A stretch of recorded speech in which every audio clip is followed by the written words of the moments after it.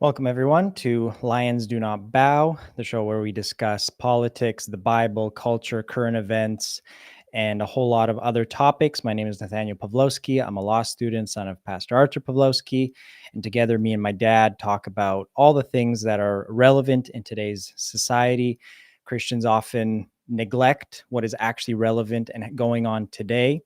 So today, actually, we'll have a special guest who will talk about what it's like to be a Christian in Canada and, well, what it's like to be persecuted as a Christian in Canada. So we have him for a short period of time, so we won't delay.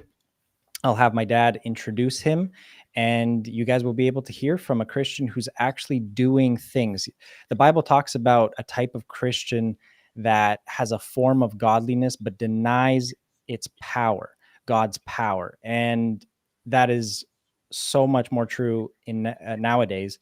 So introduce our guest, Dad. Yeah, so we're going to have Derek Reimer, the whistleblower from the city of Calgary, where I live. I know Derek for a number of years, and he is a husband. I was blessed to be able to marry him and his wife, Mona. They have a little baby, a boy, and Derek has been entangled with a fight against a growing pedophilia and grooming of the children that we're experiencing in Canada. Today, I was at the courthouse again, just doing our best to bring the awareness to what is happening. And behold, we were supposed to go and face the judge and listen to the arguments. But of course, again, they tricked us and they changed everything into a Zoom call. Can you believe it? You can't even see a judge these days. You can't face your opponents to look at them. And now they are doing this through a Zoom call. I mean, it's ridiculous. So, Derek Reimer, if you can come and let our viewers and listeners know what is happening to you, what happened to you, a little bit of a summary of your ordeal, and also what we talked about before you jumped into this call. I mean, the apology letter, them trying to force you into an indoctrination camp or school, all those crazy things that majority of people have no idea that are happening in quote right now free and democratic society. Yeah, so thanks for having me and giving me the opportunity to share. And I just want to thank you, Art, for being a pioneer and a catalyst for those that are doers of the word and suffering persecution. I can't really think of too many others that are doing similar things and that are suffering here in the West. So there's a lot of complacency, a lot of lukewarmness. But in any case, to my story, today we're at the courthouse applying for an appeal. So it's interesting how the Crown, they can appeal whatever they want on a whim and it's no problem, but we have to apply for an appeal. So to take you back to the beginning, this is in late 2022. I attended my first drag protest. We started to make this, we are organized with it. We frequently went out and we peacefully assembled. We preached the gospel. We exposed darkness. And we actually were extremely effective with this. So effective that the mayor had to shut this movement down. She went on a Twitter tirade going off about how the bylaws weren't severe enough, as I paraphrase, and they needed to essentially criminalize these hate protests. They're rooted in hate. And so basically a protest that she didn't approve of, a protest that she doesn't like, because this mayor has a child that's a transgender confused individual. So she was a mayor that was protecting the LGBTQ community.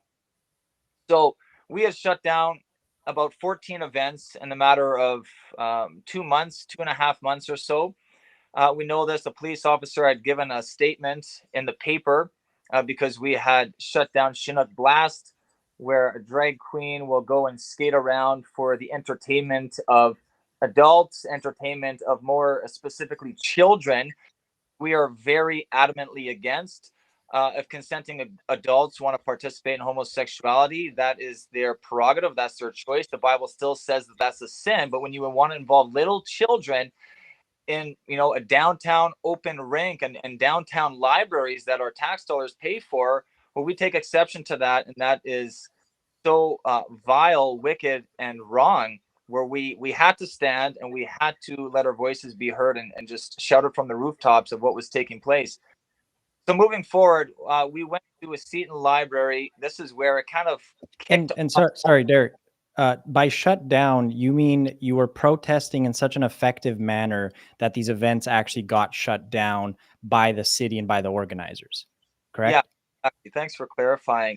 And yeah, Nathaniel, I'm sure you can attest to some of this as well, because I remember you being around during this kind of protest era. But they were concerned for safety reasons. They were concerned about these hate protests and what we were going to do. So it didn't matter what. Even though you were just completely being peaceful, just exercising your charter rights and freedoms, reading the Bible, preaching, everything very, quote unquote religious based, where you're just letting your beliefs be heard out into the open. You had signs, you had Bible readings and preaching, and that's what you're talking about, right? 100%. We were just exercising our charter rights of peaceful assembly, expression, expressing your religious beliefs. And you know what? We've never had any charges of uttering threats or being violent. And actually, they were violent against me. At Seton Library, we went in and we rebuked it. We exposed it. We at this drag event right inside uh, the room where it was happening. And I got physically thrown out. I was physically ejected out of the room. My head bounced off a glass door and I went onto my back. I respond with any anger, any violence, any threats. I just continued to preach the gospel and to expose this wickedness. And here's a very, very important question that I have. Did anything happen to the organizers or those individuals that assaulted you? Was this relevant or brought up at all in trial, where the judge maybe considered the fact that you were violently assaulted and thrown? I mean, that video went viral.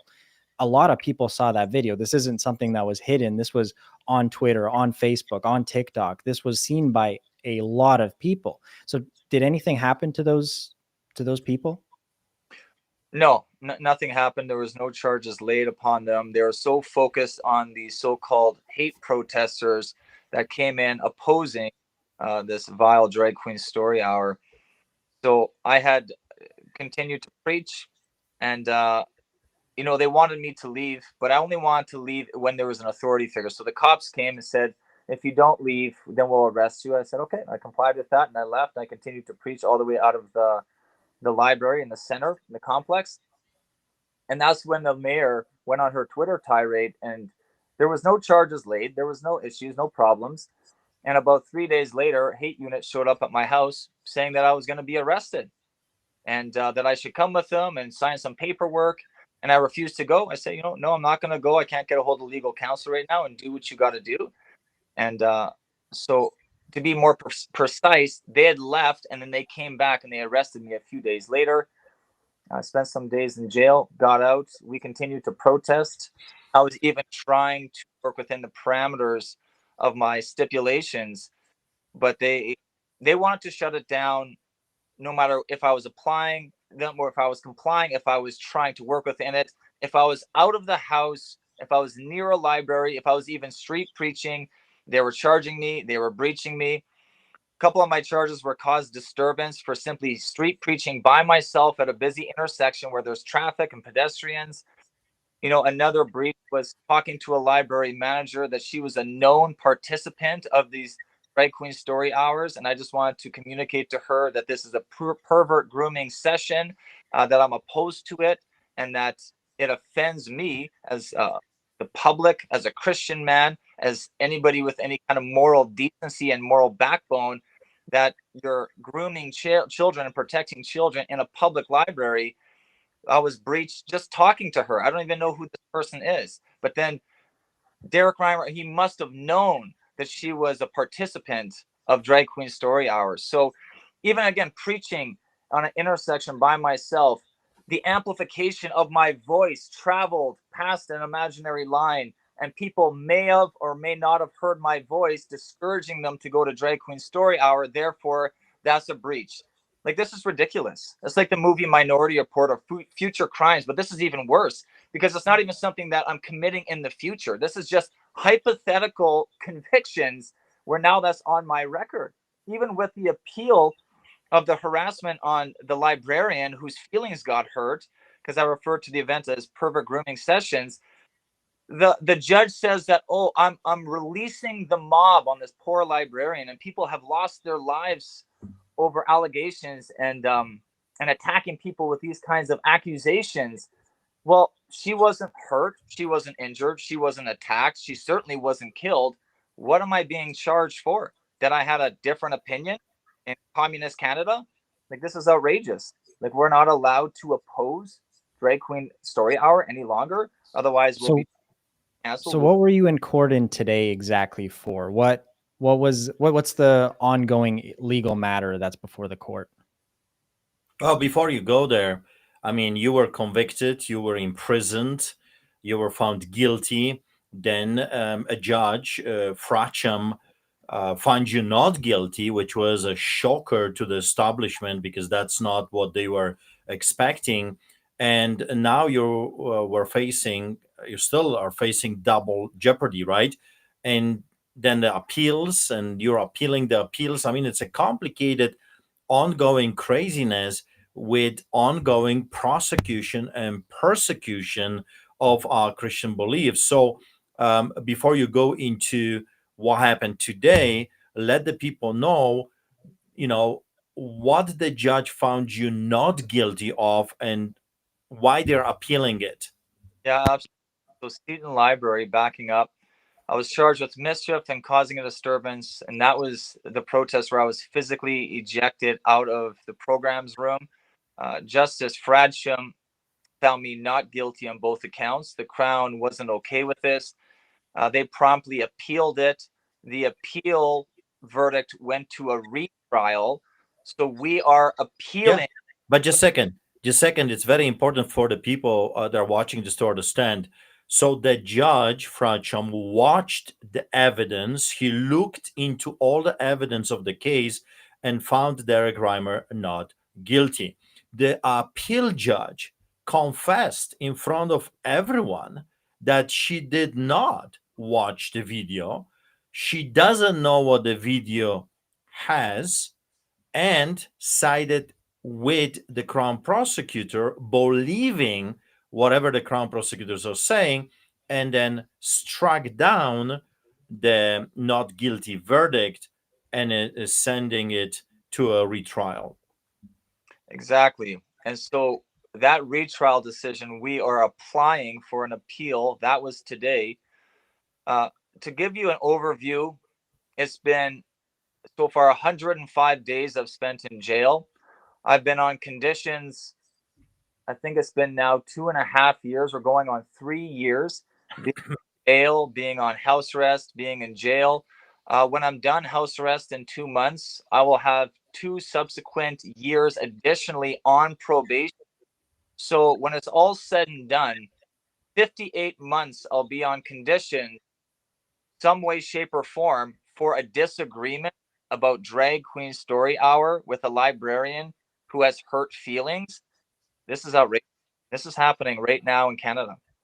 There is this powerful quote that comes to mind. If you want to know who is ruling over there, over here, over you and your children, look who you're not allowed to criticize. And that's exactly what we're witnessing right now in China, as we call it, behind the Iron Curtain right now.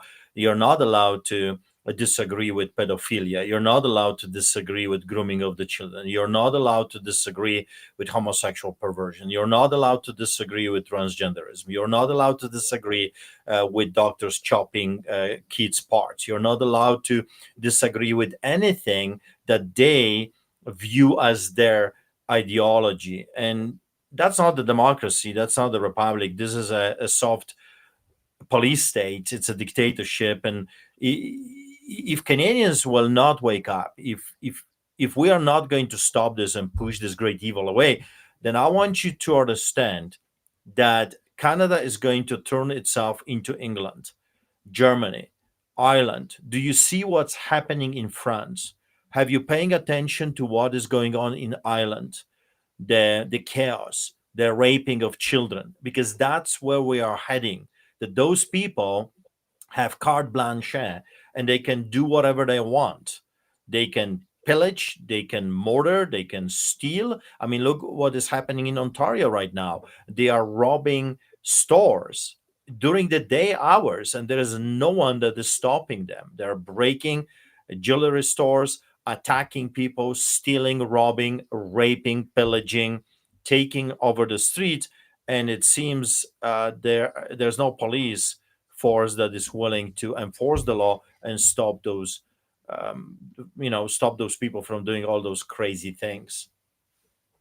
So, Derek, I have two very important questions. One is, do you think that you're at all being dramatic in the terminology that you use, that we use, when it comes to this very harsh language of of how we view these activities and these people, like perverts, grooming? What's your message to Christians also with using harsh language like this? Because a lot of people push back against, you're being too harsh, you're being too, you need to be kinder, softer. But what's your message to Christians when you use these kinds of terms?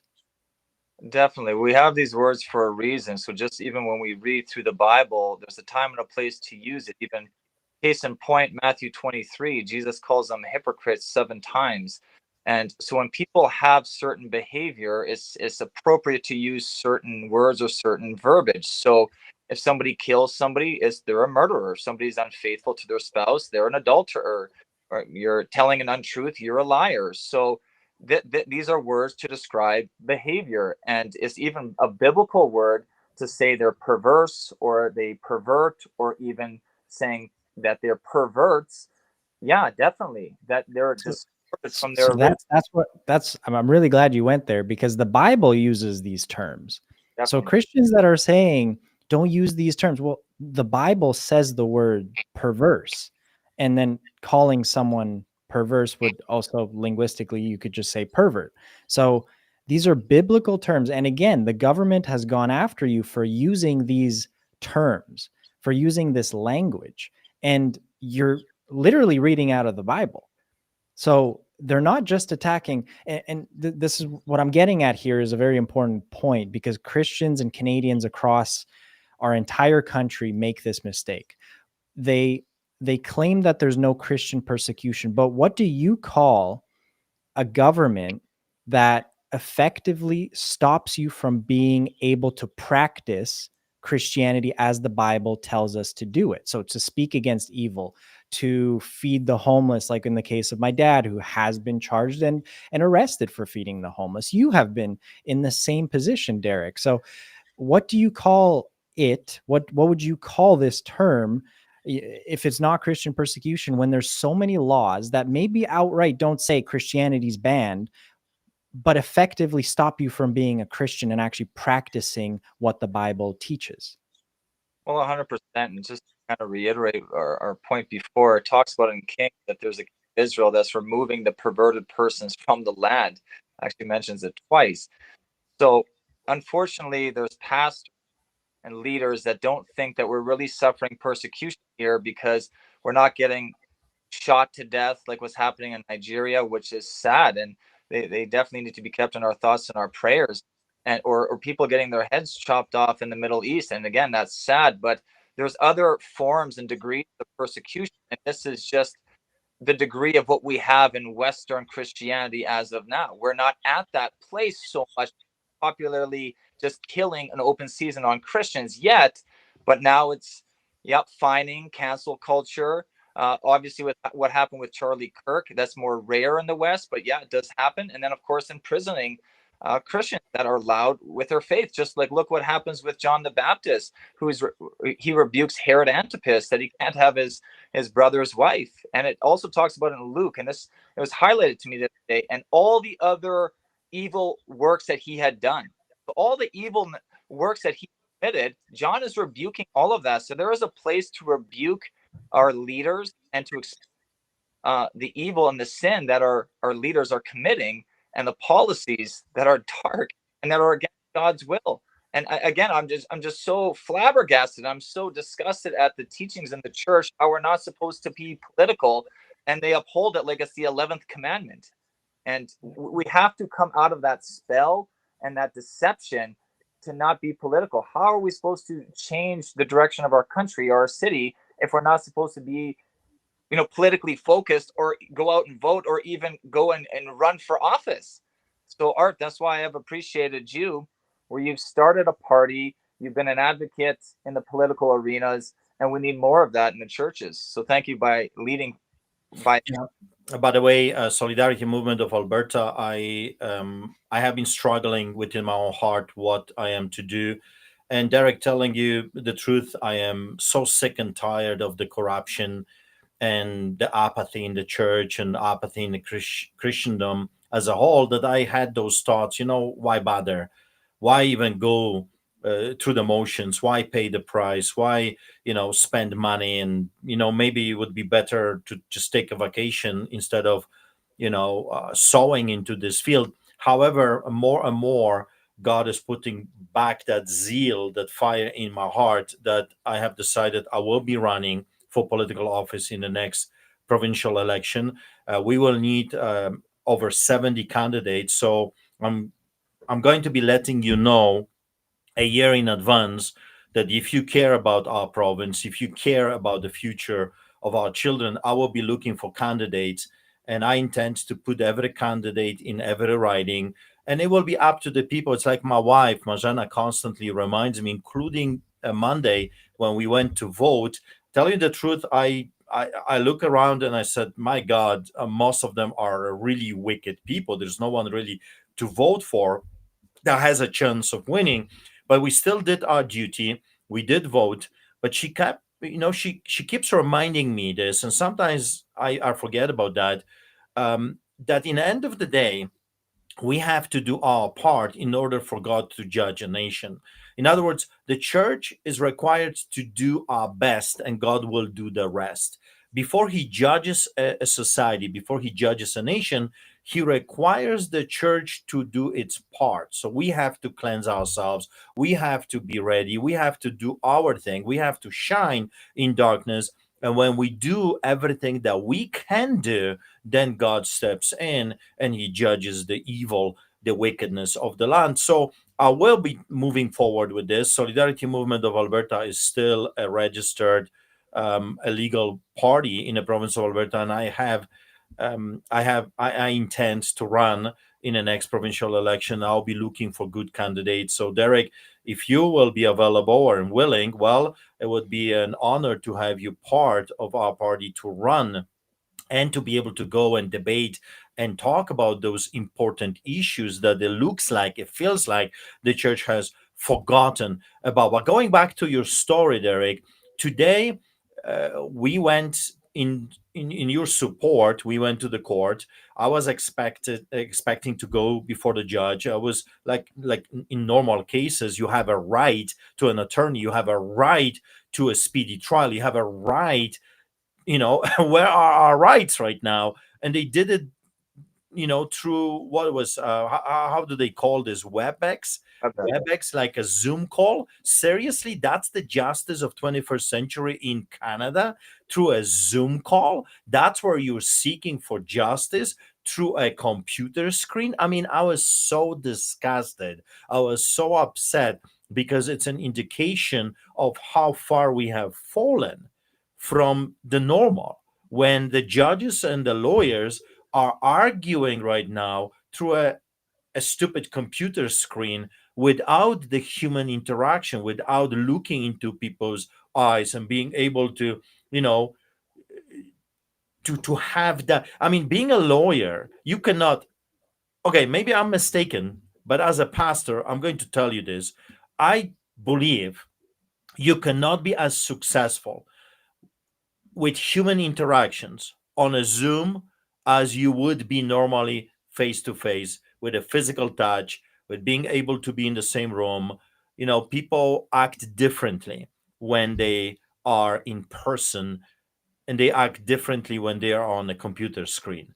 And and that's why I believe it was so evil and so wrong to what they did to us during the COVID era. But it looks like it's coming back. It looks like your case is proving that maybe that's what they want. Maybe they don't want Christians in the court, because we do pray, we do worship. You did Lord's Supper. Every time you come to the court, you have with all of us a Lord's Supper right at the courthouse, right where the judges are presiding, which is so powerful. Because you got to remember, during the big lie, what did they attack? Gathering. They attacked Lord's Supper, and they attacked worship and prayer. And they are, in my opinion, they want to bring this craziness back. Yeah, so some of the most memorable times the last 2.5 years has been gathering at the courthouse, having church, worshiping our God, speaking, and just encouraging one another. And then, of course, having communion right there in the courtroom, where there's sheriff present, the crown prosecutor, uh, the madam clerk. they're all sitting there, and we're praying, and we're partaking of the Lord's body and blood. It's been beautiful. And I thank God for some of these moments where we can be a light right there in some of the arguably the darkest place in our city. But just to kind of finish off before I got to head out here in a few minutes, I just want to talk about what I'm facing right now. And this is kind of arguably the last hurdle before I complete my house arrest in the next 2 months. They are demanding, imposed on me, that I apologize to the librarian with her feelings hurt. And this poses a great issue, where if somebody is offended because I have a different political view, or I have a different opinion, or I have a different religious perspective, we cannot be apologizing for people that are bothered by that. Like I preach every Wednesday to about 500 people. Like, I'm not seeking out who's offended and saying, well, I'm sorry that you don't like my preaching, or preaching on Saturday street preaching to the 80 homeless or to the people walking by. I'm not seeking out finding who's all offended with my preaching and my thoughts. That's just the society. That's just the way life is. We all have different thoughts. And I thought we lived in a democracy where we could share differences, but evidently not. Where now I have it right here in front of me, where the case plan goals of my PO was, and I quote, subject struggles with seeing others' viewpoints, working with him in terms of breaking down traditional thoughts pertaining to the LGBTQ2 plus community. Wow. So I have struggles seeing other people's viewpoints, but they don't have struggles seeing my viewpoint, as they're court ordering me to apologize, as they're trying to break down my traditional thoughts, because these traditional thoughts, they're too radical for this new country of communism and totalitarianism that we've entered into. That's too much for them in this left-leaning justice system that is now by law making me do this. And if I don't do it, I'm going to jail. So it's been some tough conversations in that.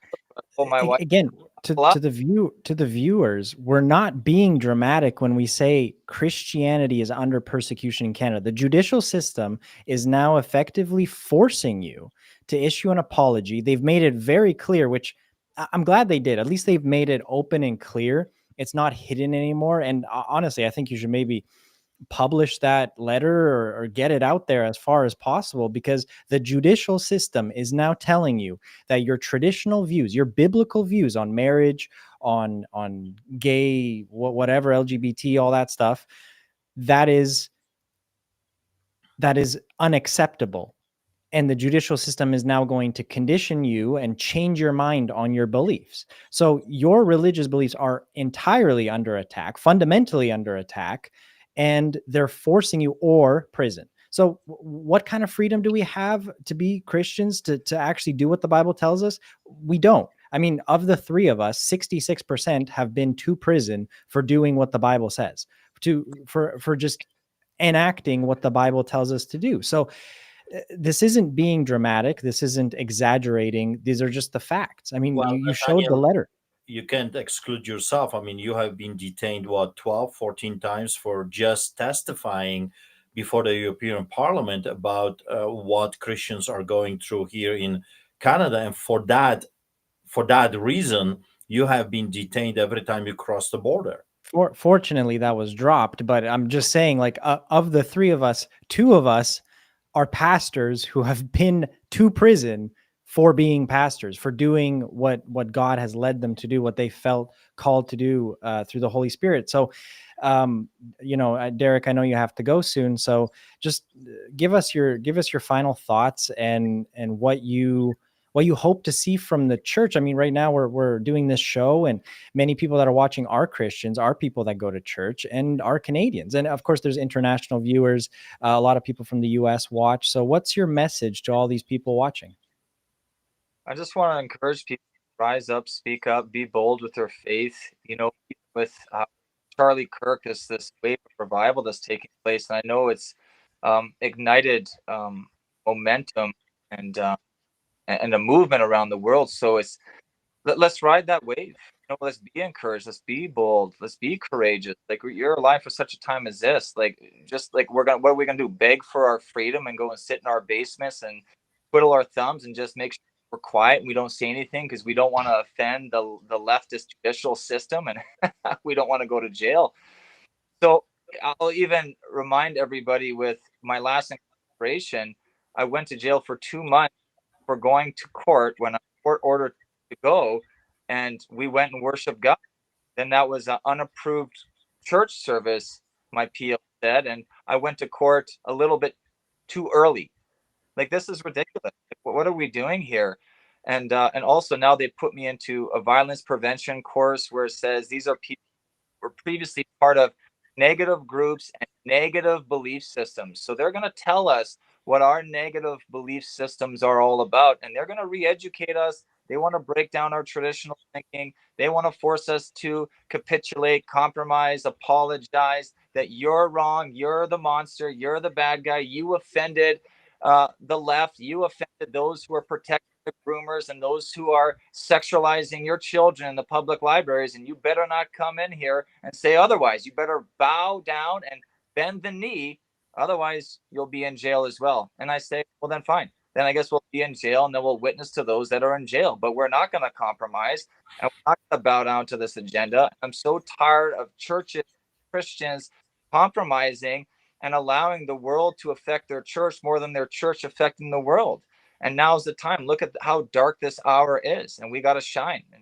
And I want to verse actually with Ephesians 5:11.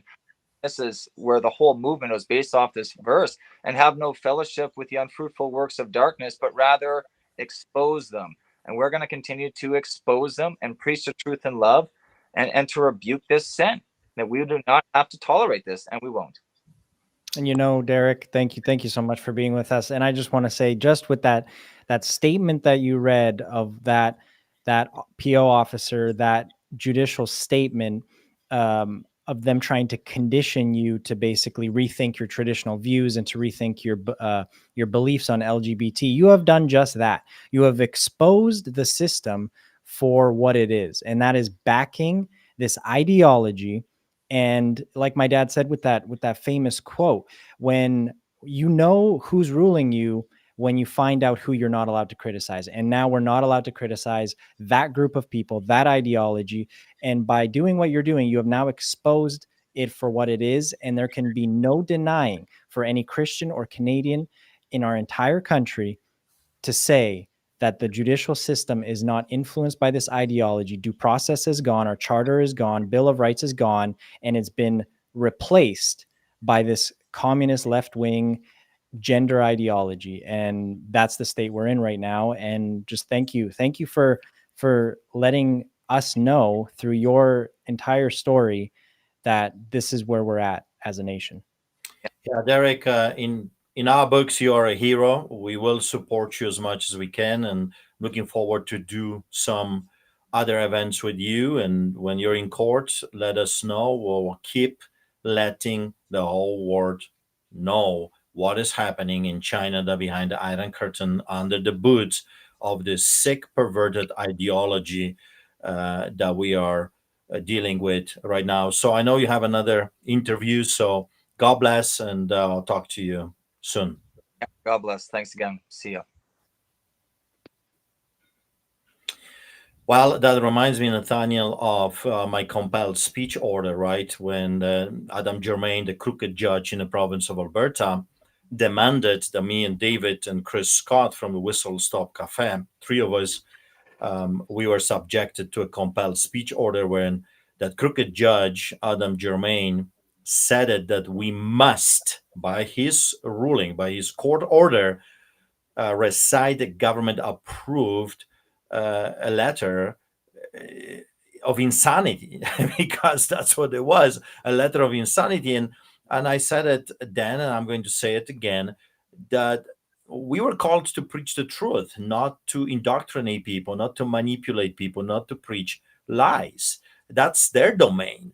They have already CBC for that, CNN for that, and other mainstream propaganda machinery. They have their crooked judges and crown prosecutors like Stephen Johnston that lies the moment he wakes up, or the so-called politicians. They already have liars. They don't need more liars, but they want to turn us into liars. And I refuse. I talked to Derek today, Nathaniel, about this because he's praying about it, because for him at this moment it's a very serious matter. He might go back to prison.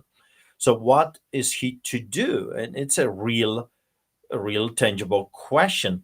Well, that reminds me of my last a big event, a conference in United States before I was arrested on the tarmac.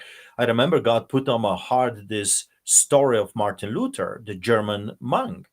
He was not just a German monk; he was a professor teaching in university. Like he was a high up in the hierarchy. He was very well known. He had a huge support, and I remember the story when he was taken to prison, when he was facing his prosecutors and persecutors. You know the in, you know the this hunters of Christians, when they told him very openly that if he will recount, they gave him another opportunity. They gave him an option, just like Nebuchadnezzar did, in front of Shadrach, Meshach, and Abednego. He says, "Well, I'm giving you a second chance, and who will be able to get you guys out of my hands?" Right? That's what he said. And the same thing, the same offer, if you will, I received. The same offer Martin Luther received, and Derek Reimer. Just do the right thing, right? Stay home, put the muzzle on, be a good dog on a leash, and then we will let you live. Martin Luther, I'll never forget that, because I knew I'm going to be arrested, and I was stepping out of the plane on the tarmac, like El Chapo of Calgary, Al Capone of Canada. I remember that last conference when I said to the gathered, and there was thousands of people there, and I said, "Well, I will quote what Martin Luther, the German pastor, said before his accusers when they ask him to recount. He says, "I cannot and I will not recount." And that was so refreshing. That was so amazing that here is a man facing a brutal execution. Those people will not just kill him, they would make him suffer unbelievable torture, unbelievable pain, and they would probably burn him on a stake in the end after they tortured him. And he still looked into their eyes and he said those famous words. Well, I said the same thing with David, your uncle, when we said, "Judge, I hope you're listening. I will never obey your order. You can send your sheriffs, you can arrest me, but I cannot obey your order, because that would mean that I have to lie to the people before I can tell them the truth. You're ordering me to lie to them. I cannot do that as a pastor." And your uncle David did the same thing. He said he's not going to obey. Now Derek Reimer is another in a line of of the Christians that are prosecuted and persecuted in Canada, that is receiving the same offer. When I was in jail, And that is what it is, because you've had this multiple times in a proceeding where the judge basically demands an apology or demands an apology letter. And that's really what it is. It's not an I mean, what kind of forced apology is meaningful? Why are they doing like I'm trying to wrap my head around it, just like as rational human beings, what does sorry, the camera is going crazy. AI nowadays. What an interesting topic. You had a good. Now you have to do it again. Just take the camera out. You're too close.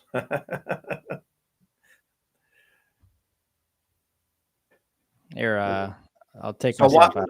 While you're, fixing your camera, do you remember, guys, that when I was in jail, Crown Prosecutor, this lying, deceiving, manipulative Crown Prosecutor Stephen Johnston, he gave me an offer, and twice, if I say I'm sorry, that they will drop all the other charges and I'll be able to go home. And I said to the lawyers, and I said to the media, and I said to the whole world multiple times, and that was the front page, a nationwide story, that Pastor Artur Pawlowski refuses to apologize. He says he's not sorry. Well, I'm not sorry. I have nothing to be sorry about. I stood with the hurting Canadians. I stood for their lives. I stood for the future of their children. I have nothing to apologize for. Those lying, deceiving politicians should apologize to us. Those lying Crown prosecutors like Stephen Johnston, they should go to their knees and cry out for mercy. Those crooked judges like Adam Germain or David Gates or Gordon Krinky, or there is a list of crooked judges, or the mainstream propaganda indoctrinators, or the rogue woke teachers. They should apologize for what they're doing to free Canadians. We have nothing to apologize for. But you see, they're threatening him. They were threatening me. You will rot in prison. Remember, Crown Prosecutor Stephen Johnston, the liar, said I will be there for 2 years at least. Well, the same thing they're doing to Derek Reimer. They are scaring him, they're threatening him and his wife and their little baby that he's going to go back to prison if he will not recount. And Well, so, and I can't, I can't speak for Derek Reimer. That will be his decision, and I will support his decision. If you have not been under the boot of a totalitarian regime in prison, you have no right to criticize either way. But if I was in his shoes, okay, that's just me, not Derek Reimer. If I was in his shoes, Nathaniel, I would never, ever apologize, because I would have nothing to apologize for. What Derek Reimer did is good.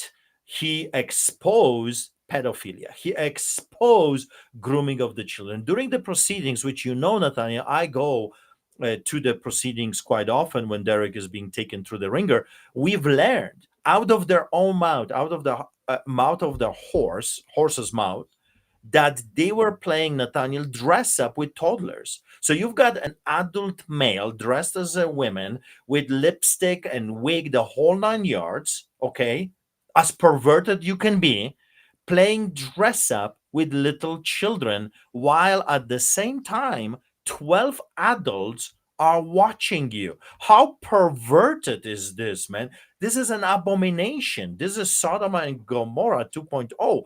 And then here is another twist in a story that we learned through the proceedings, that the security guards, every library has security. Do you know, Nathaniel, that security guards were not allowed to go to wherever this craziness, this grooming of the children was happening, in the basement? This was being done in the basement, and the security guards were told that they are not allowed to enter the room. So you've got 12 adults watching little children undressing themselves, and then you've got a man dressed as a woman doing it with the children and watching it. And Derek Reimer is the one that is being told that he has to apologize. Never, ever they would hear apology from Artur Pawlowski. I will never say I'm sorry, because there is nothing to be sorry about, except I'm sorry that those perverted adults are actually doing this to children. And to the point I was trying to make earlier, what is a forced apology? I mean, like, if you force someone to apologize to you, is that sincere? It's like forcing someone to love you. Does that make it real love, or does forcing someone to apologize make it a sincere apology where they will repent and not do it again? That doesn't mean anything. Forcing someone to apologize, an apology has to come from the individual. So I'm just trying to rationalize in my own head why the judicial system, that's, so learned, they're so smart, why they would force someone to make an apology. I don't understand it. I mean, a recommendation would make sense. I could understand that in a sentencing where the judge says, I recommend maybe you think about your actions, and you maybe, if you hurt someone or something, you issue an apology letter. I can understand. I could get behind that. But to force someone to do an apology is the same thing that they're doing. I was reading Fox's Voice of the Martyrs or Jesus Freaks. It's the same thing that they were doing to these persecuted Christians, these martyrs. They were forcing them, hey, say you're sorry. Say you're sorry for what you were doing for Jesus, for your beliefs, for Christianity's sake. Recant. They would say, recant. Just worship the Roman gods, or worship these other gods, and we won't hurt you. We won't kill you. You can go free today. This whole thing can be over for you. And they said no. Every single one of those martyrs said, no, I will not. I cannot. And of course, they were put to death, which is what makes them martyrs. So I wouldn't have blamed them if they did recant, though. And that's what you were saying earlier. If you did issue an apology, like, you can't, unless you're in that position, you have no right to judge. You have no right, because you're not in that position. You don't have your little children on the line in the Colosseum to be slaughtered, or to be thrown in a dungeon for 10 years. You don't know what you're talking about until you are on that witness stand. If you're being cross-examined by the prosecutor, until you are being told by a judge that you have to apologize. However, not doing that is the noble thing to do. It's the right thing to do. And those martyrs of old, they did just that. They did not apologize, and they went to their deaths, or to prison, and to other forms of persecution, torture. And that is their glory. The Bible talks about this. You will be persecuted. You will be put to jail, put to death. You will be going to jail for my sake. Jesus talks about this. And this is the only thing that I can that's the only explanation for forcing an apology. When that judge read that order to you, forcing you to apologize, or the letter that Derek Reimer just read to us, that is the same thing as them telling you, deny the faith, deny what you did, deny, recant. 100%. And But I'll it's tell just, you why. it's crazy. But I know why they're doing this. Because you're a generation that grew up in relative peace and in democracy. I grew up in hell, and that's exactly what they were doing in hell. They were forcing you to recant. They were forcing you to say you're sorry, or to accept other ideology that, normally, not under duress, you would never submit yourself into, but for the sake of the family, the children, job, or whatever, your life. Some people would say, okay, I want to continue, I want to live, and they would obey the orders. But why they're doing this? Because they're sending a message. Nathaniel, this is so clear to me. They're sending a message to other Derek Reimers.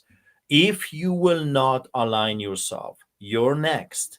Look what we have done to Artur Pawlowski. If we can do this to a pastor, you know what we can do to you? 360 citations, over 120 court cases, so many arrests, house arrests. Look, Derek Reimer, 3.5 years already for nothing. And the state, invested millions of dollars already into this prosecution and persecution of Derek Reimer. I mean, what a My sham! What a my sham case- of a judicial system that forces an apology and forces you to deny biblical views, forces you to reject these traditional, these archaic forms of belief, like they phrase it, on LGBT rights or whatever they they say. It What doesn't a matter, Nathaniel. sham. It doesn't matter if it's traditional or not. In the end of the day, who cares? Tradition, this and that. Those are godly. Those are God standards.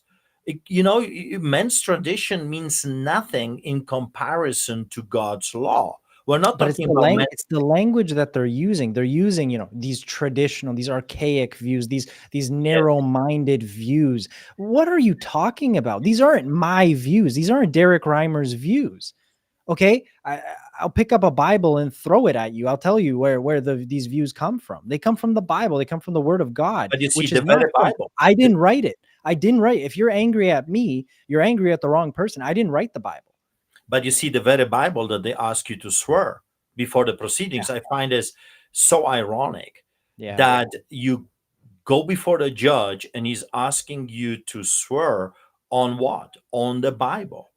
And yet the very word of God that they have rejected from the beginning to the end and replaced with some woke rogue, hybrid of communism, socialism, and fascism in this weird, with a skirt kind of a perversion that we have right now. This hybrid that I don't know, a Roman revived empire we can compare to. But I like what Shadrach, Meshach, and Abednego said, because, and I hope and I pray that that's what Derek Reimer is going to do. I mean, that's up to him, and I'll support him either way. I'm not going to be, in my heart, I understand the pressure, I understand the fear of hurting and all of that stuff.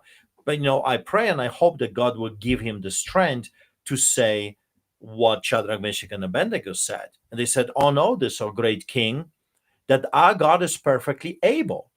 In other words, he's able to rescue us from your fiery furnace. But if he chooses not to, know this, O great king, that we will never bow before your golden statue. And that's exactly how was my approach. I will not bow before your golden muzzle. I will not bow before your golden leash. I will not bow before your corruption, your lying, your cheating, just so I will not have to feel the pinch. And Sometimes I will not recant. See, that's the thing that this apology mandate, this demand of an apology, that's what it is. It's telling you recant, reject those views, reject that ideology that you subscribe to, otherwise, in quotes, the Bible.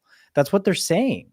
They're telling you recant what Martin Luther was told to do, and he says, I cannot recant. Like Yeah, those but martyrs of old, they said, I communism- cannot. communism is the same thing. I mean, there are thousands of stories, Nathaniel, from the time I was growing up, when the Communist Party was forcing people to recant.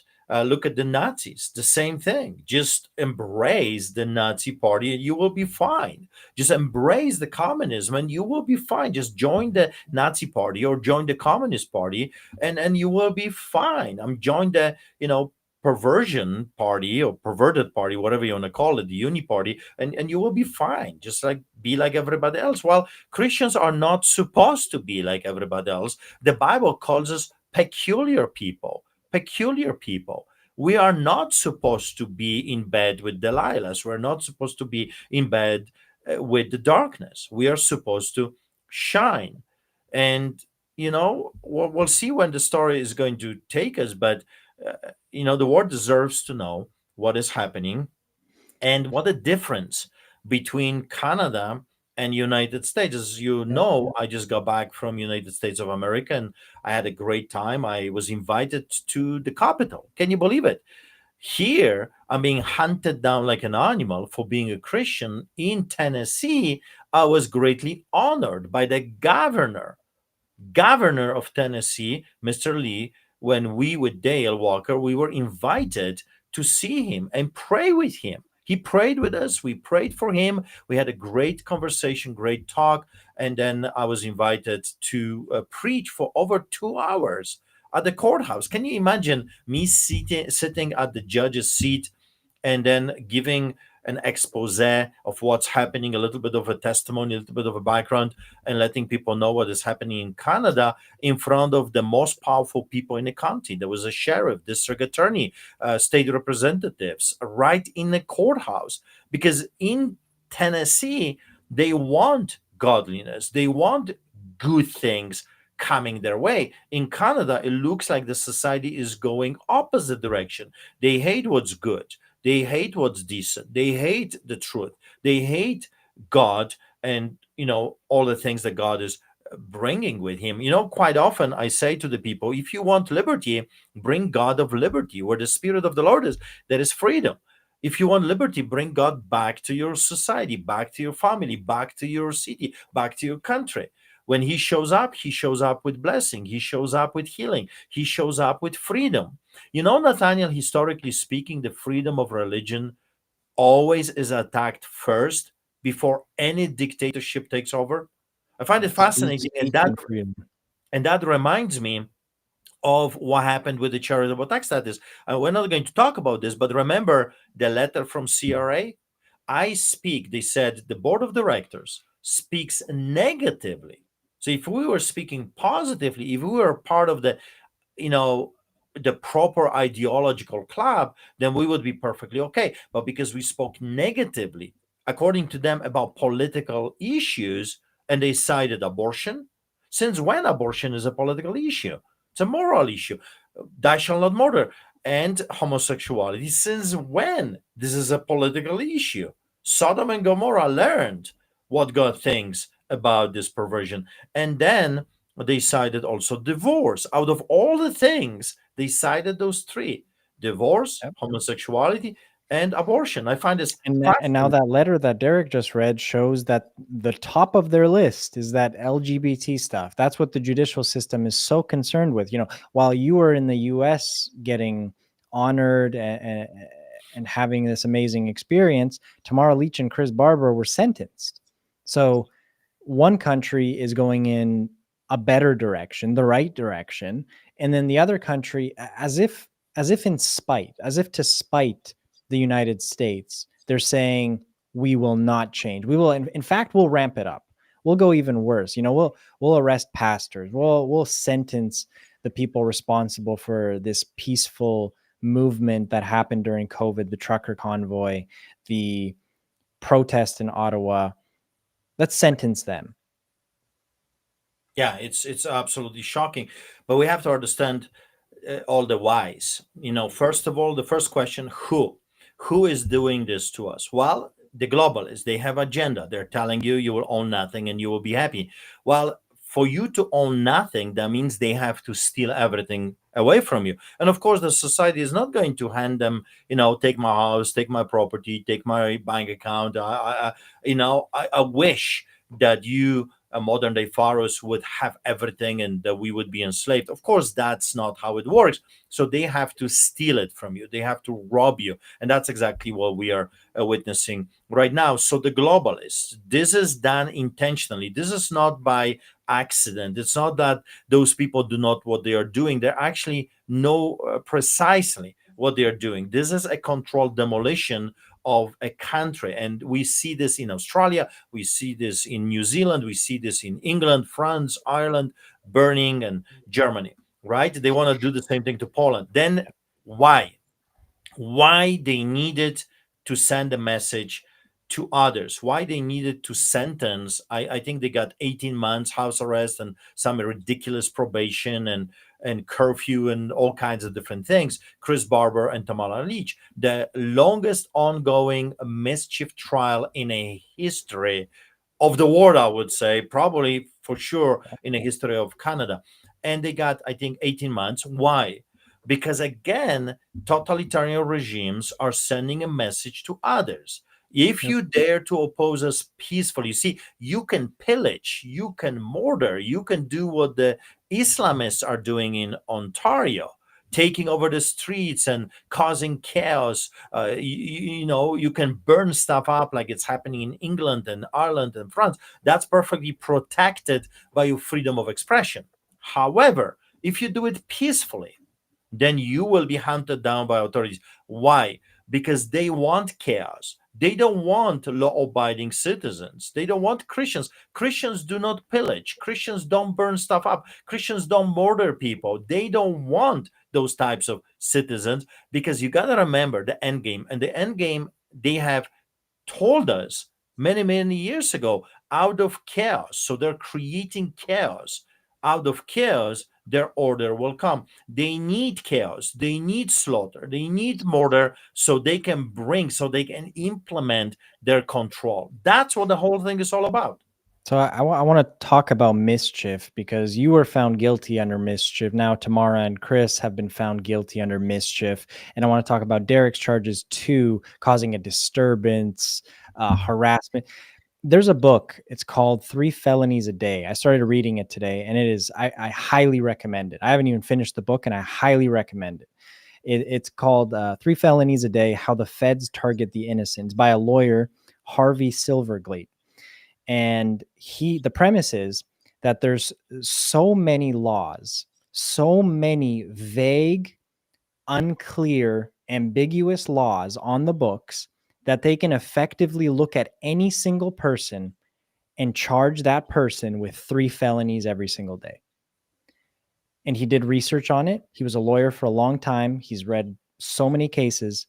They could look at any single person, just pick a man, like your famous saying that you have said so many times, pick a man. This is what you grew up under, a communist system that says, give me a man and I'll find something on that man. Now we live in a system, and this is an American. How much more so in Canada, when we have even more laws on the books that are vague, unclear, ambiguous, and can be used in any way the establishment wants, because the ruling party dictates what those laws mean. So mischief, causing a disturbance, harassment, those things are ambiguous, they're vague, they're not clear, and they can be used however the ruling party wants and to push the ideology that they want. So right now they are for LGBT stuff. They are for abortion. They are for divorce. So how do they utilize those laws? They use those laws to go after people that go against their ideology. So if people are anti-LGBT, meaning just that they're telling what the Bible says, which is that it's a sin, that they're pro-life, like the Bible says, killing innocent, killing unborn is murder. Just saying that, they will use laws against you to stop you from putting out this ideology that they're against. So this is a very dangerous place. And the book talks about this. Again, I highly recommend it, because they can do this to anyone. If they can do this to a pastor, how much more so they can do it to you, just a regular person who's not a pastor. Because if pastors are not protected, how much just a regular person can get charged under this stuff? And yeah, but at the same right now, Tamara and Chris are not pastors. See, first they went for the pastors. First they went after you and other people that were speaking out, very outspoken, like Tim Stevens, Coates, other pastors, Hildebrand, Tobias. They went after the pastors, and they were kind of the front runners. And why are they the front runners? Because they're the most outspoken, because they have convictions that are not from themselves, it's from God. And these people, pastors like yourself, were the first kind of to go down. And people didn't really do anything. They just kind of like, oh yeah, that's a bad thing, I guess. And then they went after the truckers. Then the truckers started being arrested. Then regular people that were just part of the crowd started being arrested and charged. And now we have precedent in our country that they can go after you for anything, like literally virtually anything. As someone who loves the law, I love the law. I love studying the law. I truly do. This is so sad, because the law is a beautiful thing. God established law. God established government. And if you don't believe me, and you're a Christian who doesn't agree that the law, that paying taxes, that government is actually instituted by God, well, then you haven't read your Bible. And I recommend that you start from Genesis and end at Revelation, so that you can fix your view, because God established government. God established the law. And it's a beautiful thing. And now people have abused it, and they're causing this decay of a system. I mean, what a mockery of a judicial system that concerns itself what views you have on LGBT rights. They're gonna try to brainwash Pastor Derek Reimer to have different views on LGBT rights. That's not law. That's not justice. That is not what I am passionate about. That is not what the judicial system is supposed to be. That's a mockery. That's a sham. That's politics. That's ideology. And if you look deeper, as you can clearly see it, us Canadians who were born in Canada, we have to look a little bit deeper. You see it as it is, which is communism. We have to look underneath and say, oh, this is communism that's hiding. You see it clearly because you grew up under that. And that's why your voice, your story is so important because you have authority behind your voice. You can tell people, hey, I grew up under communism and this stinks like communism. Yeah. I have to teach people and say, well, this is what communism is, and this is exactly what they're doing. You have life experience, and that's maybe why you are one of the first people to be targeted. Why they're going after you so hard, because you have lived experience, you have authority, you actually have back it's what's the word I'm looking for, proof. It's, you have evidence of your own life as to what they're doing because you lived through it, you lived through that hell. 100%. I mean, not only that, Nathaniel, not that I can recognize a totalitarian regime, because once, Nathaniel, you've tasted, you cannot shake it off. You cannot shake it off. You will never forget the feeling of living under a boot of a totalitarian regime. There is no way you can shake it off. That's why so many millions of people escaped from their countries to America, to Australia, to find freedom. And that freedom is under attack as well. Also, not only because people like me have seen hell, if you will, but we also, Nathaniel, experience the remedy. And I think that scares those devils more than anything else, because it's very easy to have a soapy story. Poor me, this is what happened to me. Many people have a soap stories. Many people went through hell back and forth, but not many people can articulate the remedy. Okay, what is the solution here? How we can fix this? And there's no point of going back in time and saying, if Albertans would only listen to us a few years ago, if Albertans would elect our party, Alberta would completely look differently today.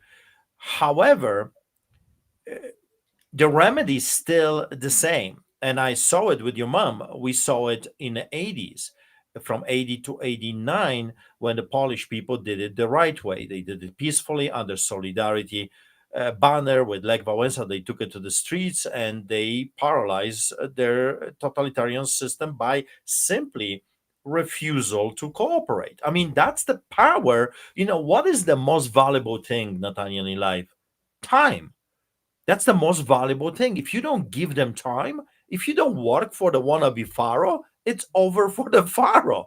That's it. Why do you think Egypt was destroyed completely when God set the captives free, the Israelites, from the grip of a totalitarian regime at the Red Sea moment? Because the system lost money, they lost their slaves, they lost their force, and they could not pick themselves up. And that's exactly what the solidarity movement did. They simply said, okay, we will not help you to hurt us anymore. Is that not so simple? I mean, think about it. We will not help you to steal from us and our children anymore. We will not allow you to do it because there is more of us than there is of you. I mean, And the moment so that the teachers strike. This is important. I don't want to get into the politics of the teachers strike that's going on in Alberta right now. Quite frankly, that's their business. I have no skin in the game, so I can't even speak to that. But I find it interesting that the government is telling them they have to go back to work. So not going to work in order to get, they want a pay raise or whatever, not going back to work is effective. And now the government is actually telling them, okay, you got to go back. You got to go back to work now. It's been too long. So it just shows I'm only using that example to show the effectiveness of what you're talking about. And your voice is, the word I was looking for earlier is credible. You're too credible because you saw what communism is, what it does, the signs of it. You went through it, you can recognize it, and you saw the fix, you saw the remedy, like what you're talking about right now. But it's so effective. There is more, Nathaniel. I don't know if you know, but under communism, not working was illegal. And if you would refuse to work, that's exactly my point. And that's why this is a dangerous precedent that they're saying is you can't not work, right? Like now that's, some exception for teachers or whatever. I don't really understand the statutes or whatever that it's under, but if they can apply this, to office jobs, to public workers, to government workers, like they can expand this where basically if you don't go to work, you're breaking the law. And that's what they want to do. Why? Because if you do a workers strike, you do unionize or however you want to call it, where you don't go to work, it's too effective. It's too dangerous because you can actually paralyze your system. It's powerful. It's powerful. In Poland under communism, if you were caught not working, so if the a law enforcement agent, police officer stops you, and you have to provide not only your name, but where do you work. If you don't have work, if you're not employed, you can go to prison. And many people went to prison just because they were not working. And why? Because the system only survives on the back of the slaves. Every totalitarian regime, every dictatorship, every, wannabe pharaoh system survives only because of the slaves. The moment the slaves realize how powerful they are, that the only thing that is keeping them from, securing their victory, their freedom, is their chains. Give up your chains. And yes, you will hurt a little bit more for a month, for a year, but then you will be able to regain a lot more in the near future. And Poland is a perfect example of a nation that has been, economically speaking, right now, the most prosperous nation from the communist bloc. Poland is thriving financially. Poland is one of the few countries, for those that are interested, that is on the top if it comes to buying gold. The Bank of Poland is buying more gold than most of the countries around the world. Poland is economically blessed. Polish people have more than enough. The police officer, as you know, our cousin, a high-ranking police officer, that just retired, he was making 12,000 a month. That's like $12,000 a month. That's more than enough to have a very prosperous, very good life. So people, it's capitalism. It's open. You can do things. You're not hunted down by communists. So I want to read a quote that actually goes right to that. It's a Polish woman, and she said this actually just yesterday. She writes, "I'm Polish. My husband is British. I escaped Poland 15 years ago. Now he wants to escape Britain and aspires to get a Polish passport." How the tables have turned. Yes. So the British people are experiencing what you experienced as a young person in Poland under communism. And now British people are saying, we need out of here because this has gotten so bad. This has reached the level where we can no longer survive as a nation because we don't have any rights. I mean, there's reporters being arrested left and right. There's Christians being arrested.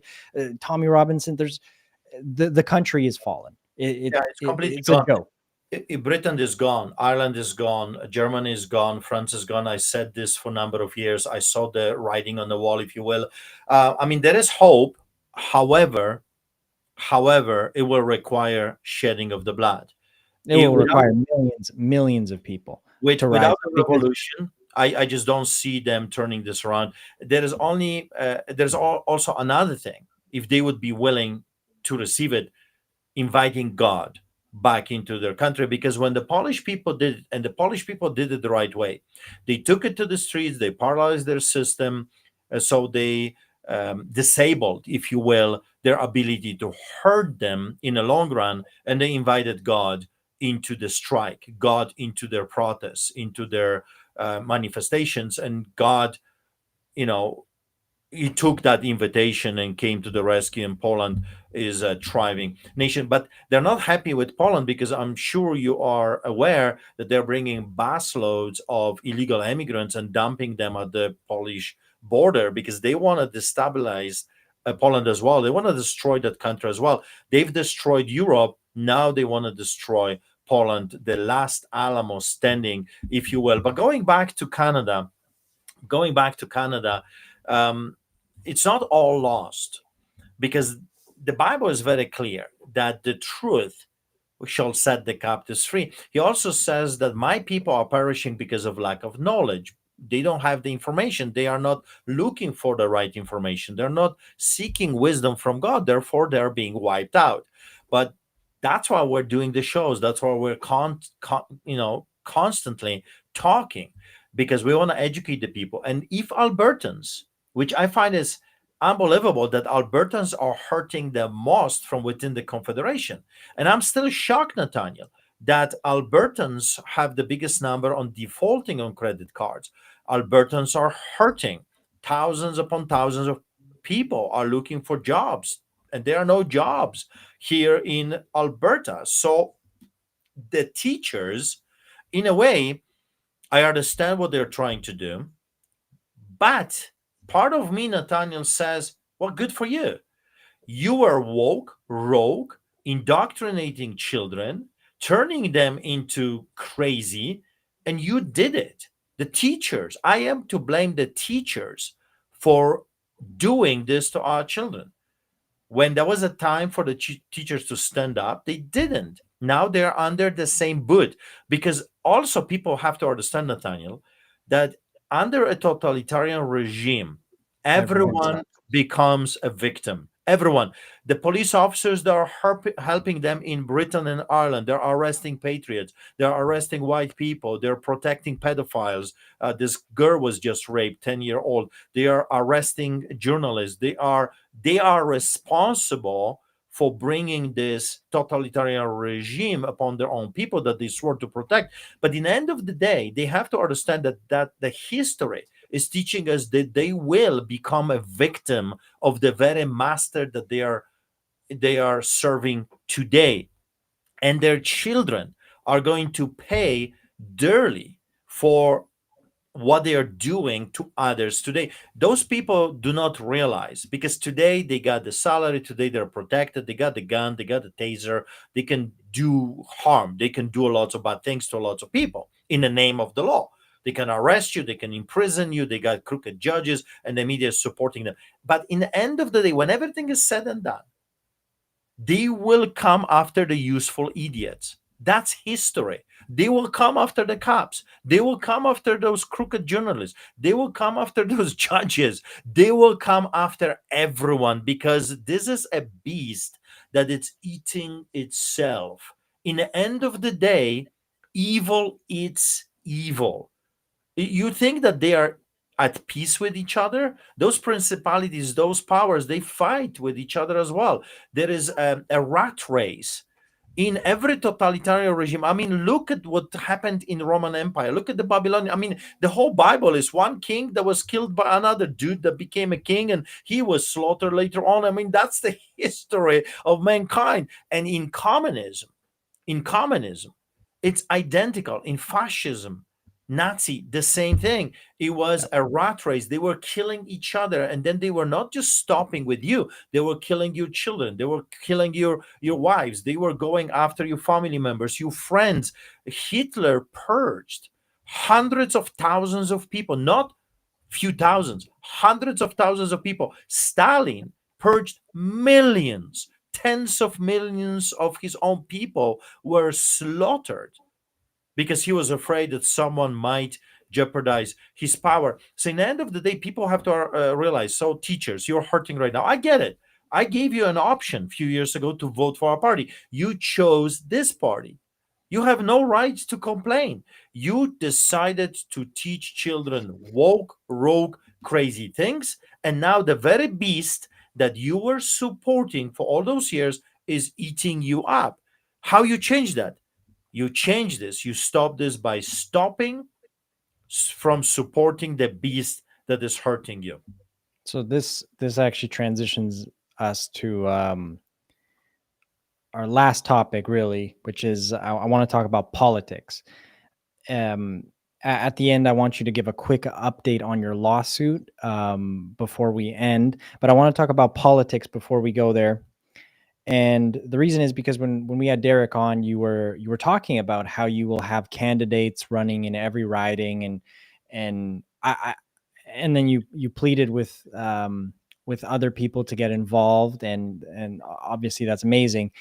But having pastors is a really interesting tactic, because just think about a pastor that would engage in a debate with different members of people that are running to be a member of the Legislative Assembly in Alberta. How amazing would it be to have a pastor that's actually there, present, to be able to bring up the moral issues that these so-called conservatives are not going to touch with a 10-foot pole? So, for example, if you had a pastor, or any Christian, it doesn't have to be a pastor, but I think the weight and authority that it would bring if a pastor ran and was able to actually participate in a debate, which is obviously why they don't want to have debates, and they're trying to restrict people and candidates from participating in debates. But if you could successfully have a pastor or a Christian to go into these debates and bring up these moral issues, it would expose the conservatives for who they are, which is not conservative, because they're for abortion, because they're for the LGBT ideology, they're for divorce, they're for all of these non-conservative values. I mean, I don't understand why they call themselves conservatives anymore. Like, they don't stand for any socially conservative issue at all. Not a single one. Because it's Not about- immigration, not marriage, not gender, not abortion, like nothing. So to have a Christian to be able to be present for a debate, I think would be brilliant. And I really hope that we can see that. I want to see a Christian decimate a conservative in a debate, because they need to be exposed that they're not conservative. I mean, could you imagine Pierre Poilievre running in whatever riding that he's in right now, and a Christian comes up to the debate podium and says, well, what's your stand on abortion? You claim to be conservative. What's your stance on gender, on this gender ideology, on the LGBT stuff? How many genders do we have? I mean, the 72 genders, it's a total insanity. And yet people believe in that stuff. They believe that, you have a right to life, and yet your baby doesn't. I mean, I just think that even if the candidate didn't win, to have somebody to be able to bring up those issues, to expose, at least so the constituents can know that these conservatives are not conservative. So you have three parties in Alberta. You have the NDP, the Liberals, and you have the Conservatives, three major parties. And all of them are equally socially liberal. Yes. They're equally morally liberal. So what option do we have? I mean, I'm going to read a few quotes. These are very controversial quotes, but I'm reading them on purpose. They're by some of the founding fathers of the United States, about democracy. Now, in Canada, we do not have a republic. The United States has a republic, which arguably one of the best governmental systems. We have a constitutional monarchy in Canada. You could say it's a parliamentary democracy, but the official term is constitutional democratic monarch. I mean, I don't know what we even call it, because we actually have a king. So it's funny, just a few days ago, we had the No Kings protests, and Canadians participated. Carney actually, when he was swearing, he swore allegiance to the king. King of England. The king, no, he called him King of Canada. Yeah. So openly, they're not hiding. I mean, just the irony. The Canadians that were participating in the No Kings protest a couple of days ago, you actually have a king. Yeah. So I don't understand. But anyways, these are a few quotes I blame about the teacher, Nathaniel. I blame the teacher for that. Yeah, maybe we don't learn this in school anymore. I don't know. I prefer self-study. But Thomas Jefferson writes this. He says, a democracy is nothing more than mob rule, where 51% of the people may take away the rights of the other 49. And I think that's what's kind of happened in Canada. I mean, we have a majority of people, and it could be argued that we have a silent majority that maybe doesn't agree with this stuff. But right now, the ruling party kind of shows that the majority of Canadians are okay with taking away the rights of the other 49%. The other minority of people. And they're the people screaming tolerance. They're the people that are saying, you're persecuting the minorities, the LGBT, the African Americans, the indigenous people. You're persecuting all these minorities. In reality, they're the majority that's persecuting the minority. John Adams writes, remember, democracy never lasts long. It soon wastes, exhausts, and murders itself. There never was a democracy yet that did not commit suicide. Benjamin Franklin writes, democracy is two wolves and a lamb voting on what to have for lunch. Liberty is a well-armed lamb contesting the vote. So I remember those quotes, and they're so true. I mean, that's what we're witnessing right now. Why do you think, Nathaniel, they want to disarm Canadians? Because they're following the script, how to become a tyrant. Hitler did it, Stalin did it. Now it's, I guess, it's the Canadian turn. Hitler was democratically elected. So when we have these people, I remember during the truck convoy and the COVID stuff, we had Trudeau, we had different premiers from all the provinces who were saying, you're a threat to democracy. And well, we're not a threat to democracy. We're a threat to your oligarchy. But Hitler was a democratically elected. So the system of democracy is not the thing that's good. It's having a society that's wise enough to choose good leaders for themselves.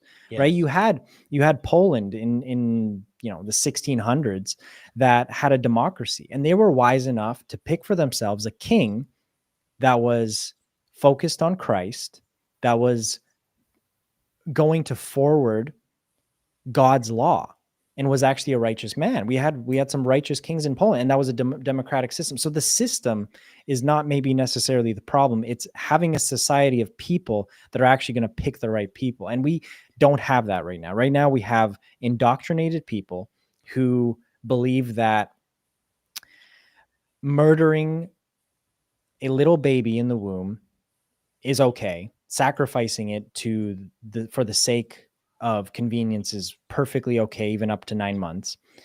In fact, 51%, arguably 49 to 51% of people in the evangelical church in North America believe that abortion is okay. So half of the church in North America believes that abortion is okay. So we have a society of people that believe that. We have a society of people that believe that marriage can be between anyone, a donkey and a man, doesn't matter, right? You can have marriage between anyone, 2 men, 2 women, polygamy. They don't care. We have a society of people who do not have the right definition of marriage. You have a society of people that are okay with inviting anyone into their country, no matter what their views are, whatever their values or beliefs are. We have a society of people that hate their foundation, that hate the fact that we as pilgrims came into this country and actually established it on biblical values, on the Bible, on God, where we have pilgrims, and we have in our preamble to our constitution says, whereas Canada acknowledges the supremacy of God. So we have people that hate that. So our society right now, this is the problem. Our family unit is completely destroyed and decimated in Canada, and starting to be in America too. They're pushing back against it, which is amazing. But in North America, generally, the family unit is just destroyed. They have completely decimated the idea of what actually is supposed to be a family. They have decimated the very basic common sense principles that we've known for thousands of years. So how are these people supposed to pick good people? I mean, I don't really, am I to blame them? Am I to call them, you're stupid? Or are they just doing because they know no better? Jesus writes, forgive them for they know not what they do. And I don't think these people know what they're doing.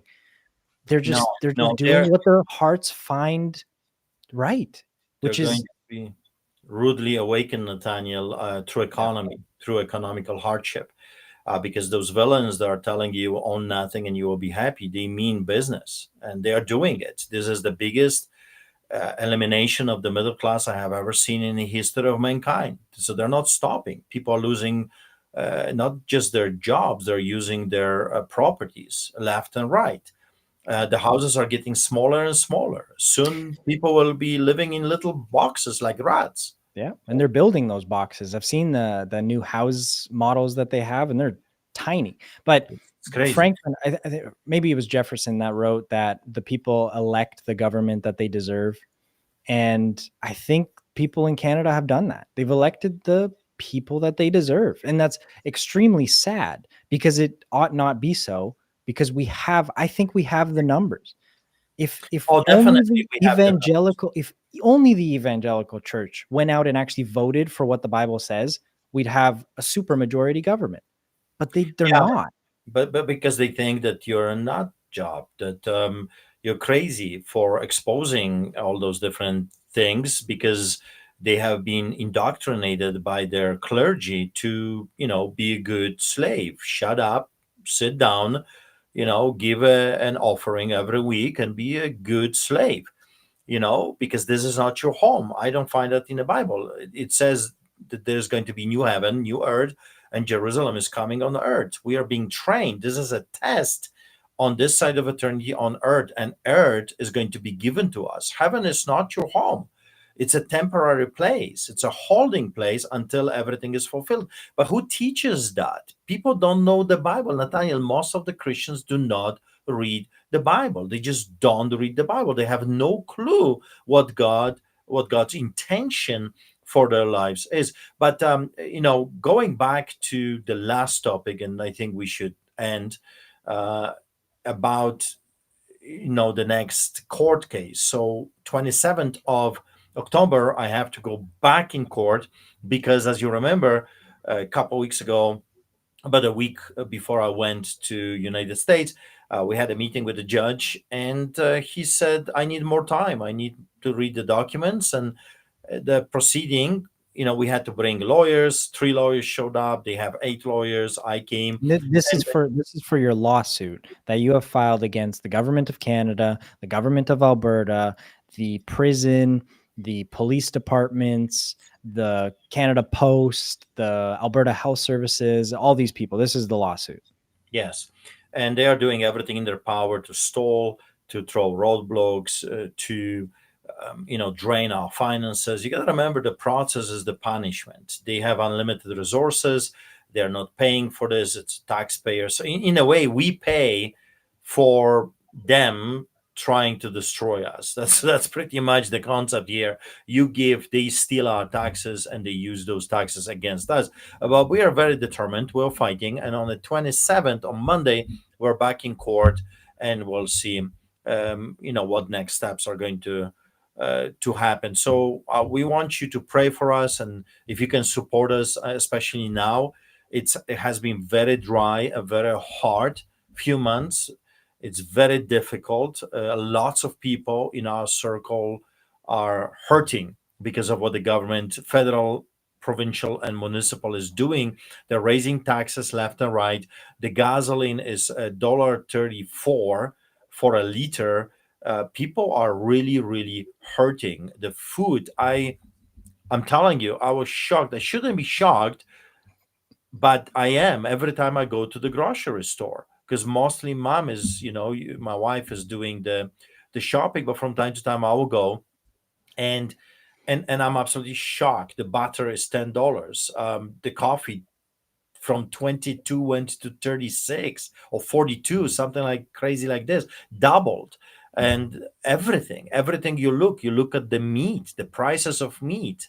We are literally walking on cows in Alberta. We have so much beef, and yet everything goes to other countries, and we pay with silver and gold for meat. In Costco, a little packet of just little bit of steaks, $100. I'm shocked. I was in Tennessee, and a friend of mine was taking me to a restaurant over there, and says, look, $16 for a meal. And I mean, not just a steak, a good size, big steak, I think 12 ounces or 14 ounces. So big thing. And plus, the ads and, other things, $16, $17. I was absolutely shocked. How come? How come Americans can do it in Tennessee and we Albertans cannot? Like, what is the difference? Well, the difference is that they have a decent government. They have a godly government. They pray. They ask God's blessings. In Alberta, we have ungodly, wicked, evil, rogue, woke government that hates God and everything that is good. And of course, the federal government is even more wicked than the provincial government. We just elected, Nathaniel, in the city of Calgary, I don't know how, I'm a little bit confused sometimes. I shouldn't be. This person, he believes that he is not a woman and not a man. I mean, I don't know what he is. I don't think he knows who he is. He's See, kind one of of those gender fluid. bi binary, non-binary individual. Who knows? I'm so confused. I know they're confused as well. It's so confusing with 72 genders. My God, you will be confused. And that's why, It's infinite now. It's not 72. There's no number. well, there you go. You see, I'm You're behind. You're I'm in so the Middle behind. You got Ages. to catch up.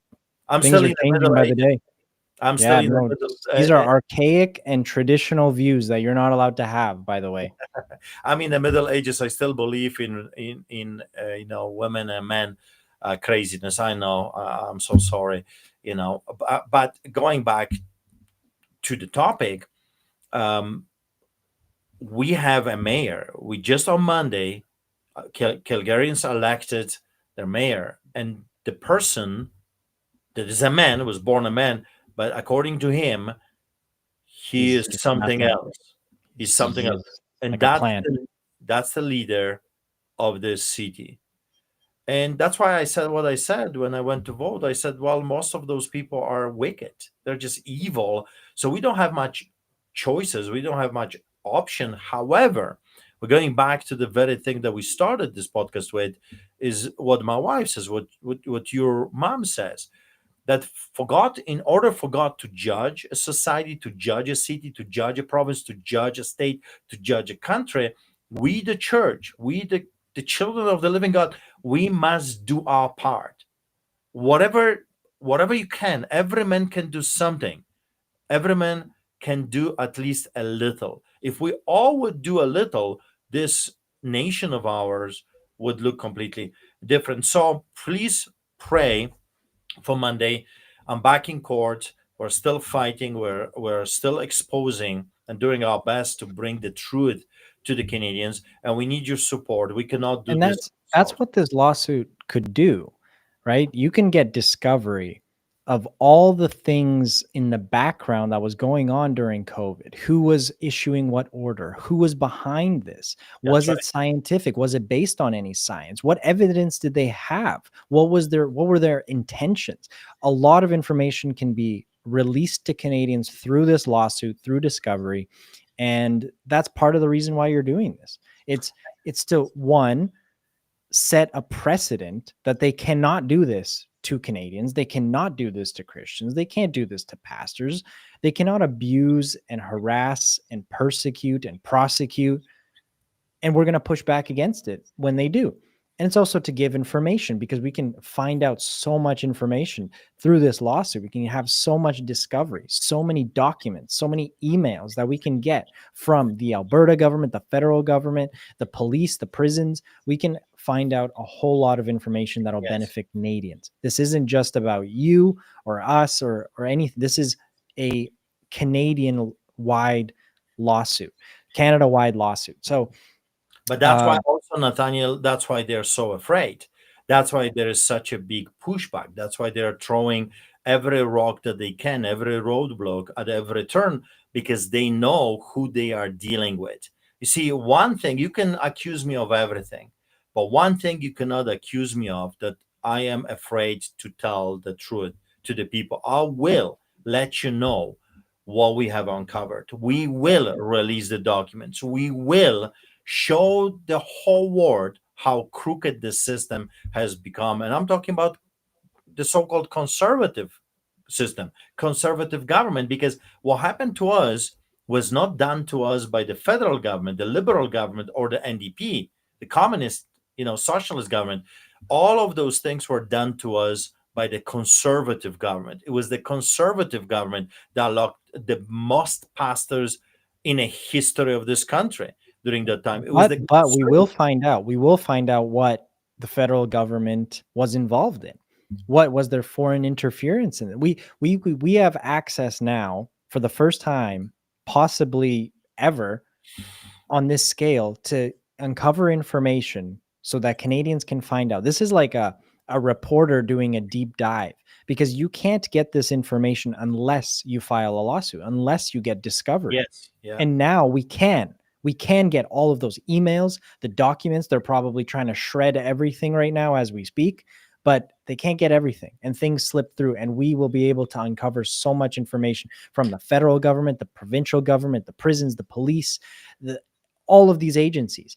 And this benefits Canadians. So if you can help out, you can see below, all of this goes towards this lawsuit, and goes towards, as you, the viewer, know, this ministry still feeds the homeless 3 times a week regularly, just going on the street and just doing that. Like, we don't talk about that as much because it's just been such a consistent thing that's been going on for 20 plus years, just doing what the Bible says, going onto the streets, feeding the needy, the homeless, the poor, taking care of the widows and the orphans, preaching the gospel and feeding them, clothing them, giving them shelter and hope.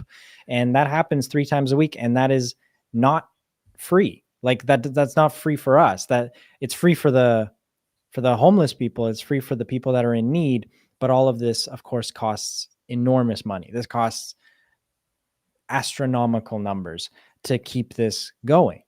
And with everything, like the Bible says, that some people will have a form of godliness but deny its power. We're not denying its power. We're going onto the street actually with the gospel, with the power, through the power of the Holy Spirit. And we're also fighting. We're fighting through the courts, fighting with our words, fighting through our influence. That's why we do shows like this. We're talking, as Charlie Kirk says, when conversation stops, that's when disasters happen. That's when civil wars begin. That's when relationships break. We have to have conversations. We have to speak the truth. We have to go out there and just do what the Bible says. It gives you quite clearly what you are to do: to go out into all the world, preach the gospel, to take care of the needy, to not abuse people, to not take advantage of people. It's very simple. And there are people out there that are just not doing that. And this ministry does do that. So if you want to support it, you can see how to do that down below. I think next time we might be able to talk about unity. Unity, what the Bible talks about unity, what the Bible says about unity, what that means. Who are we to unify with, and who are we not to unify with? Because the Bible actually does tell us exactly what we are to do. I'm going to be quoting a message by Charlie Kirk actually on this topic. And, Lord willing, we'll talk about that next time. Maybe if something happens, as so often does, maybe something will happen. We'll talk about something else, but possibly next time we'll talk about unity. Maybe we'll mention the Israel conflict. And if you want to get involved in telling us what you want us to talk about, if you want to hear about specific things, comment down below. Let us know what you want to talk about.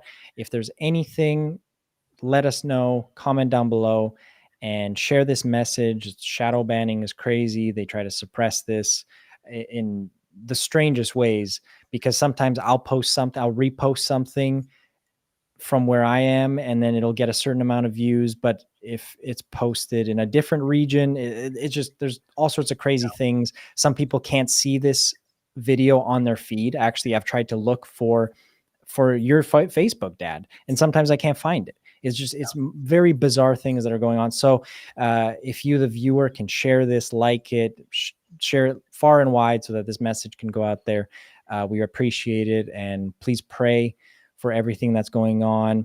Pray for Pastor Derek Reimer and his court cases and his ordeal and his probation officer.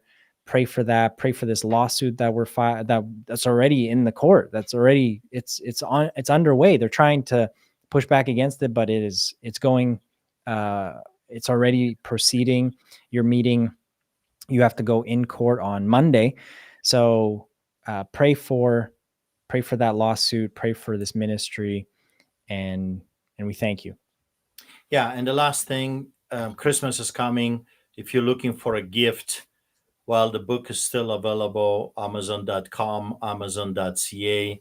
If you're looking to gift someone during this season, that's your opportunity. And all of the proceedings coming from the book are going back into the into the fight for our rights and for the rights of our children. So be blessed, stay strong. It was good to see you, Nathaniel, again. And, God wills it, we'll see each other next week.